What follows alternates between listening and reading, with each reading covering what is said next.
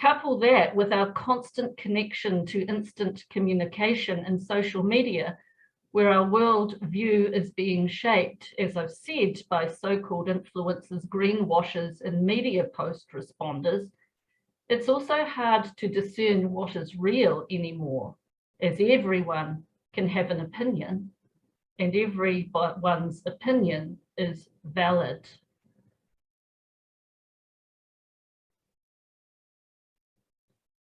So what about those words of Jesus? Are they still valid? Or does my thinking on taking time to consider the birds and the flowers, the tui, pe waka waka and pahutakawa sound like some sort of trite cop-out, or in postmodern parlance, spiritual greenwashing? Maybe I'm doing it myself.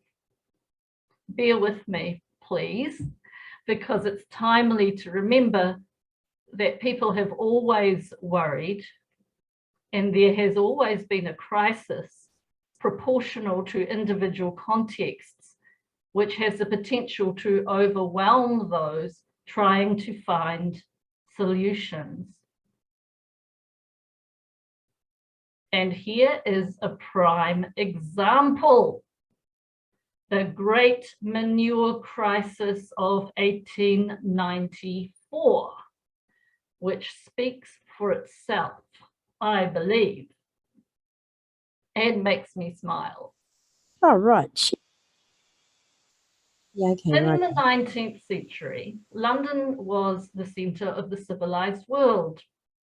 As the beating heart of the British Empire, it was a magnet for immigrants, and over the course of that century, its population grew from just over 1 million people in 1800 to close to 7 million at the turn of the century.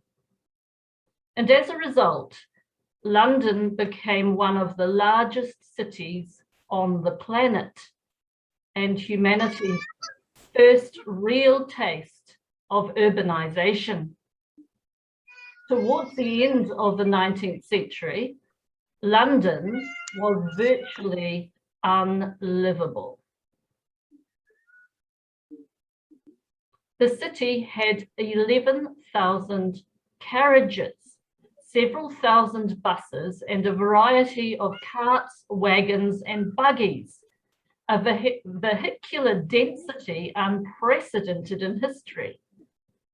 And whilst the challenges of congestion and hygiene are not dissimilar to those we face today, 19th century vehicles were, of course, horse-drawn, and that brought with it a uniquely different set of issues,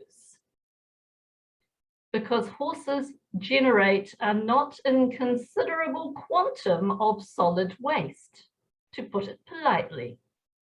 The average draft horse produces 10 kilograms of manure per day.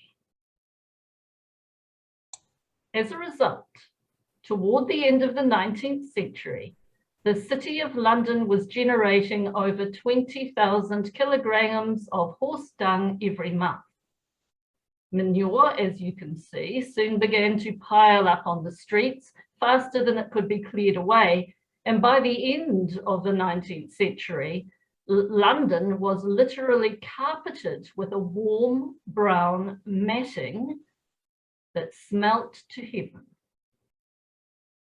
Leaving aside the filth and the smell, it gave rise to a number of other problems like sanitation and the rapid spread of communicable diseases, so much that the residents of the 1890s were literally being killed by the streets they walked on. In 1894, the Times of London predicted that within 50 years, every street in London would be buried under 9 feet of manure. And this was the Great Manure Crisis of 1894, an urban catastrophe that at the time was the bane of every large city in the world from New York to Sydney.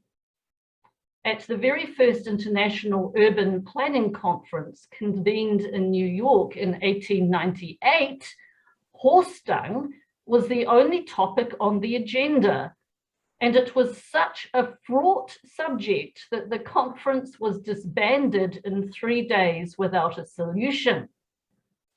At the same time, it seemed as if life on Earth would end, not due to a collision of a meteor or other cataclysmic events, but under an ever-rising pile of manure. Wow. As we well know, this version of history did not come to pass, even as mayors and city planners were struggling to find legal and regulatory solutions to the great manure crisis. Ta-da, internal combustion technologies were silently maturing to the point where automobiles had started to become affordable at scale.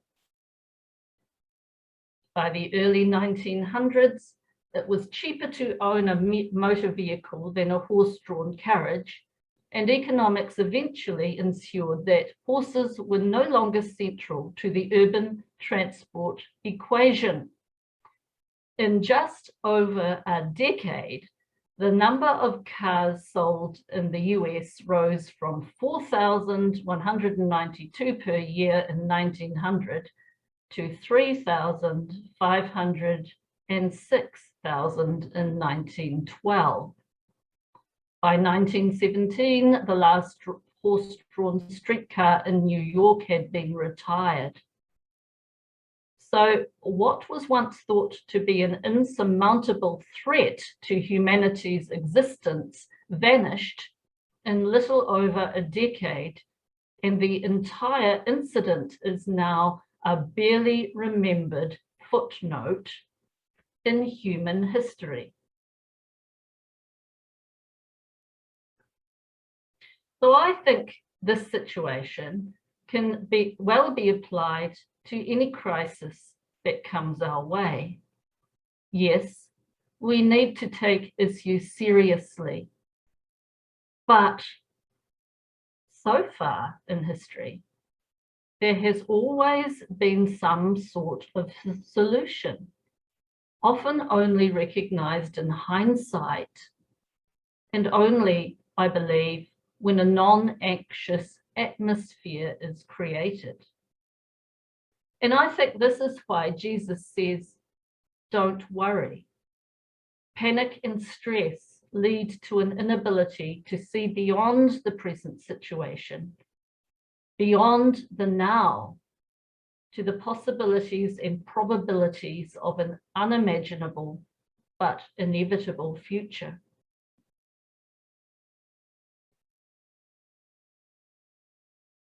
During the Great Manure Crisis of 1898, the entire world was looking for a solution, and it was already fermenting, so to speak, right under their noses. May it be the same with ours. Yet this crisis, in particular, and its so-called solution, leads to another challenging conundrum to consider. Is preventing the bad the same as planning the best?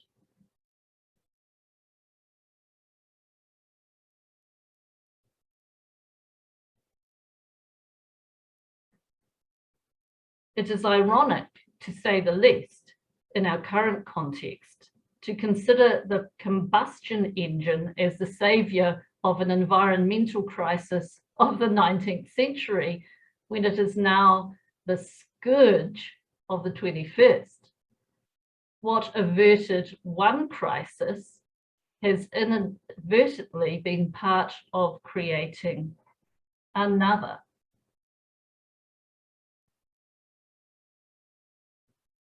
The most obvious solution to our present crisis is, of course, the availability of electric cars, and there go the forecasts, which, as manufacture becomes more regulated, consumer preferences become more aligned with green alternatives, along with increasing affordability. So they are likely to render the combustion engine mostly redundant by the 2030s. However, it's not quite as simple as that.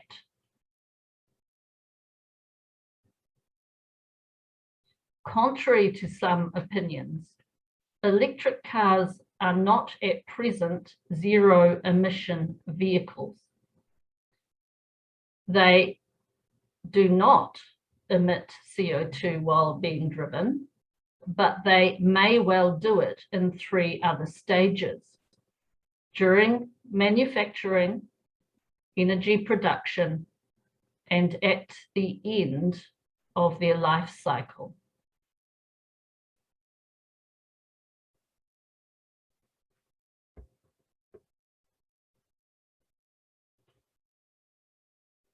In the first case, the need for mining activities to extract the rare earth metals that are used in batteries is energy consuming and polluting. As for the energy production, if the car is being powered with energy from burning fossil fuels, it is still releasing CO2 into the atmosphere, not from the tailpipe, but from some distant power plant. And when it comes to batteries being recycled, this is still an expensive and ongoing process, and most batteries are not being recycled yet. So, are electric vehicles the solution for our sustainability problem regarding transportation and mobility? We are running to avoid the 2 degrees Celsius temperature increase and prevent the bad consequences of climate change from happening. But is preventing the bad the same as planning the best?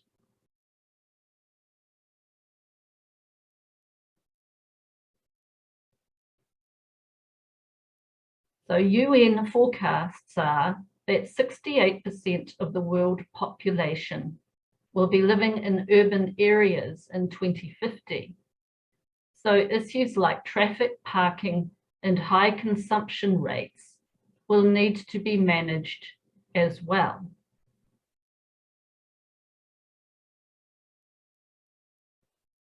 Some experts believe that public transportation is a better option than using individual vehicles if we want to lower our carbon footprint. So perhaps we need to be more worried about reinventing it, if those experts are to be believed. At the same time, other experts say that the sharing economy of cars or even motorbikes or bikes will be the next stage in the evolution of mobility, with new business models already being developed. It appears to me that we make choices about what is sustainable based on what we know, which is limited to our capacity in the time and space we populate. It is virtually impossible to predict a future filled with new scientific information and technology that we can't even begin to imagine. What we can do, I believe, as a starting point, is to ponder the following considerations.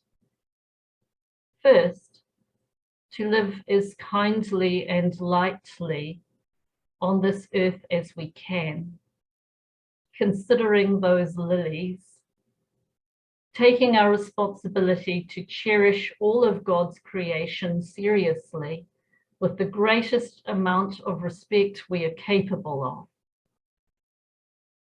Secondly, to use our God-given gifts, and we all have them, to discern carefully and prayerfully new information as it develops, always remembering the irony that the crisis of 1894 was averted by what has become part of the crisis of the 2020s.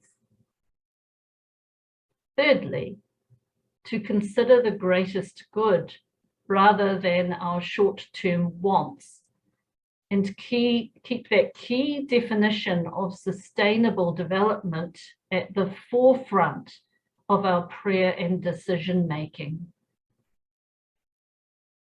That whatever we do meets the needs of the present without compromising the ability of future generations to meet their own needs.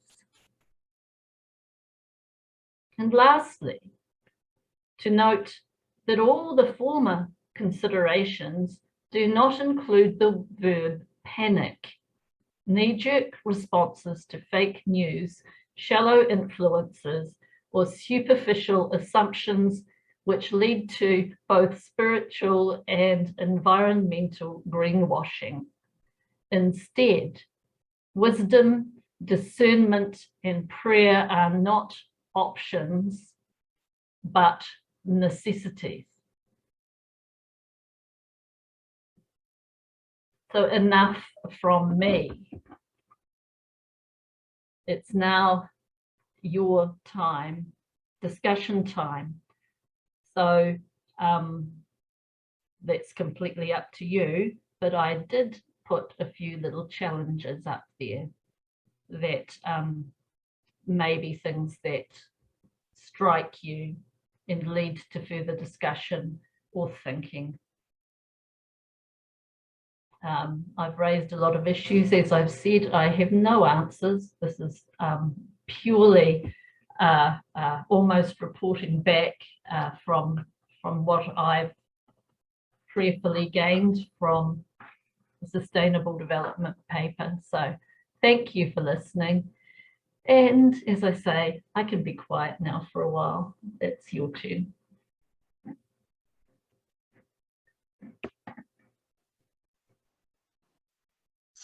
Well, Jacqui, that's amazing. Thank you so much. I loved your great manure crisis of 1894, and I've never heard of it before.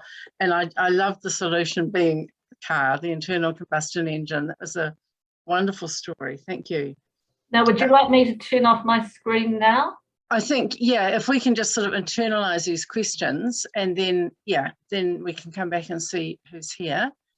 And thank you so much for having all those slides. So I'm inviting everybody to unmute, and if you want to talk and you find you're not getting in, you can wave and I'll try and notice a hand, or you can put a hand up from your screen down the bottom of the screen as well. So anybody like to make any comment or ask a question or anything? Deb, you've got your hand up, have you? You need to unmute.